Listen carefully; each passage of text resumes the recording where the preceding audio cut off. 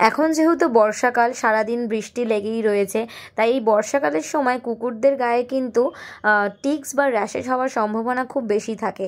তাই আমার শিশুর জন্য আজকে এই রেসিপিটা আমি তৈরি করলাম। এটা হচ্ছে নিম পাতা। তো অনেকগুলো আমি নিম পাতা মিক্সিতে ভালো করে বেটে নিয়ে একটা পেস্ট তৈরি করেছিলাম। যেহেতু আমার শিশুকে আমি খুব যত্নেই রাখি, তাই টিক্স আসার সম্ভাবনা থাকে না। তবুও নিজের সেফটির জন্য এটা করা, ওর সেফটির জন্য করা। তো কিছুদিন আগে ও দীঘা ঘুরে এসছে, তো ওখানে প্রচুর বাইরে বেরিয়েছে, তো ওখানকার ওয়েদারও চেঞ্জ হয়েছে।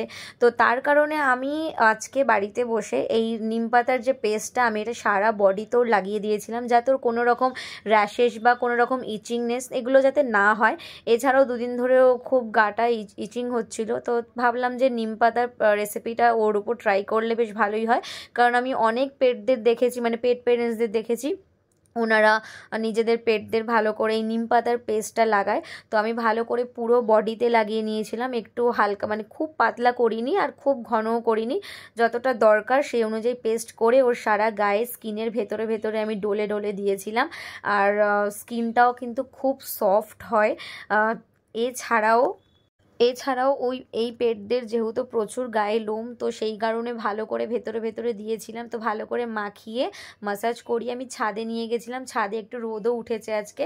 সো আজ অনেক দিন পর রোদও উঠেছে, বেশ ভালোই হয়েছে সিজুর জন্য। তো ভালো করে ওকে নিম পাতা লাগিয়ে আমি ছাদে নিয়ে যাওয়ার পর ও 10-15 মিনিট বেশ ছাদে ছিল। তারপর বেশ গাটা একটু ড্রাই ড্রাই হয়ে যাওয়ার পর ওকে ভালো করে বাড়িতে এনে, মানে ঘরে এনে খুব ভালো করে শ্যাম্পু দিয়ে স্নান করিয়ে একদম ফ্রেশ করে দিয়েছি।